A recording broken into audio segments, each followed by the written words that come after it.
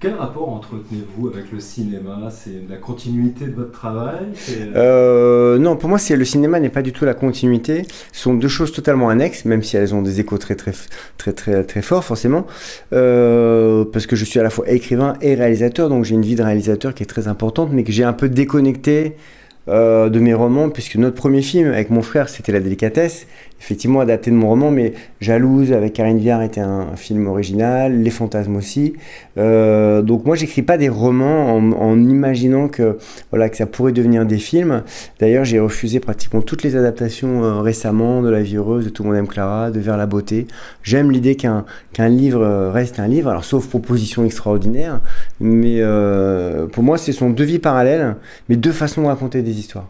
C'est-à-dire que je trouve que dans le cinéma, on est soumis comme ça à la performance narrative. Il faut faire avancer l'histoire, c'est très important. La littérature, c'est le terrain de la psychologie, la plus intime, la plus profonde. On a le temps comme ça d'aller presque faire des errances comme ça dans les pensées des personnages. Vous disiez que vous ne décriviez pas vos personnages justement dans les livres. L'apport de l'image, c'est justement peut-être cette frustration, puisque c'est un désir que vous avez, mais l'image apporte quoi de plus en fait à vous? Alors je décris pas physiquement mes personnages, mais j'entends très souvent, on me dit très souvent que mes livres sont très cinématographiques parce qu'ils produisent des images. De toute façon, la littérature, c'est de produire des images. Mais c'est vrai que j'ai eu des moments assez drôles, parce que quand, par exemple, j'ai réalisé La Délicatesse, beaucoup de gens m'ont dit mais je ne comprends pas pourquoi vous avez pris Audrey Tautou, alors que déjà c'était extraordinaire d'avoir Audrey Tautou à cette époque. Grâce à elle, le film s'est monté, et puis c'est vraiment une immense actrice. C'était absolument fascinant de travailler avec elle. Les gens m'ont dit mais je comprends pas, parce que dans le livre l'héroïne est blonde. Et évidemment, dans La Délicatesse, je n'ai jamais écrit la couleur des cheveux de Nathalie.